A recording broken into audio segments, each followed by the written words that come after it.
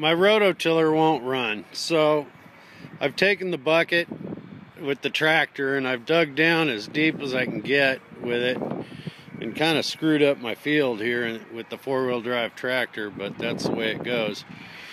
And so I'm going to attempt to do this with the tractor bucket, and I'm adding the peat moss and the gypsum pellets, and then I'll mix it up with the tractor blade. But eventually I'm going to have to get a rototiller to put the topsoil and the compost in on top and get it all mixed together. Okay, I've spread out most of the additives. Now I'm going to try and mix it with the bucket. I don't have the rototiller, so I'll give that a try. And I've got one more bag of gypsum I can add to it, and a little more peat moss. See how that goes.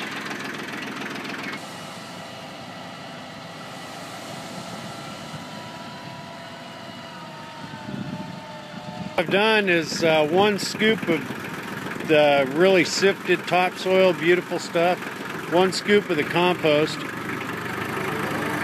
I'm on the last hole. Then I'll give it another scoop of topsoil and then hope for a rototiller.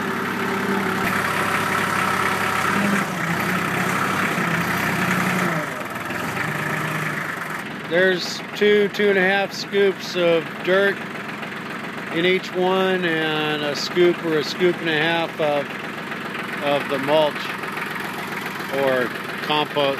It's not quite compost yet. It's still leafy, but it'll keep the soil aerated, I hope.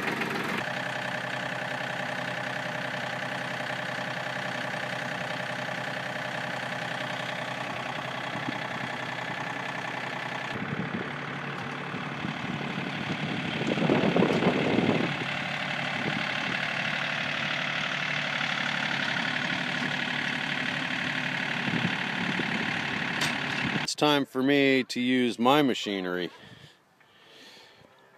Yep, the old elbow grease. If you're working with loosened soil, this is one of the best tools, a landscape rake. It makes short work of anything. I'm not going to need the flat shovel at all with this baby. String line is placed so I get a perfect line of trees. I've dug the first 2 holes and I've flattened out the rest of them. Now just to finish digging holes.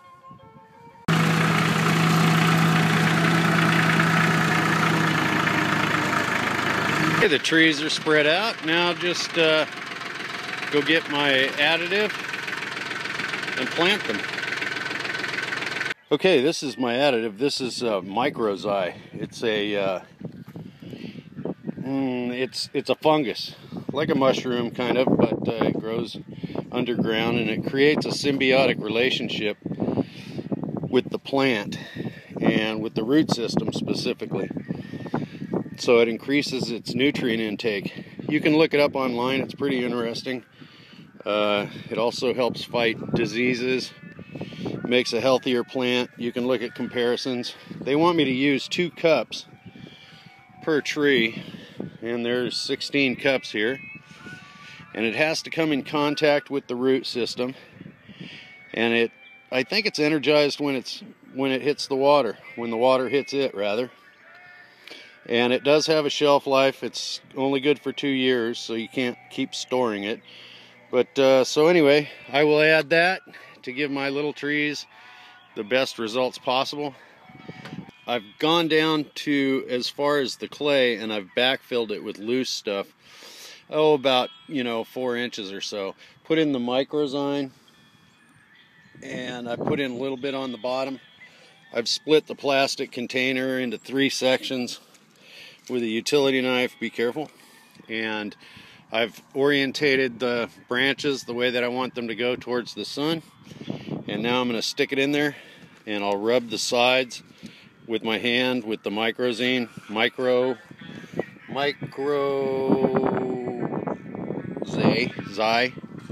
anyway, and that should be it. I'll mound it up, and you can see that I've just covered the additive on the outside with some soil, and I'll come in with some more bucket loads with the tractor and you know, form them into a nice mound. Okay, and the roots should have plenty of room to grow. A 5 foot by 5 foot area that's tilled and full of nutrients. And my pH is actually about 5.5, almost 6. I suggest doing this in any kind of wind. It's so light that it wants to blow away. So I'm just going to take a little bit and apply it to the root system.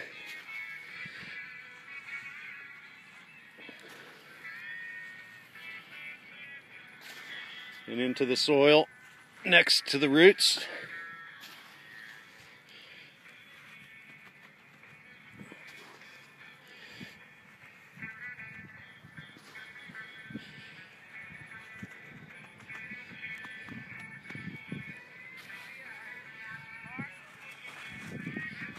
That should do it, I hope. Don't know much about this stuff, but I've read up on it. Now I need to cover it before it all blows away. Just added a little more dirt, a little more topsoil. I'm about out of topsoil. I'm going to have to probably get some more for the raised bed garden. And now to smooth it all out and then water it down and I'll be done.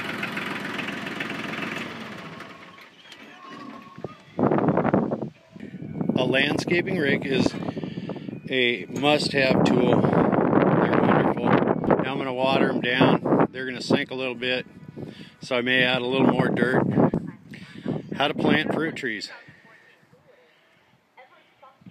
The only thing I'd like to add about planting fruit trees is perhaps I'll put some pine bark on it to help keep the moisture in and keep erosion from occurring.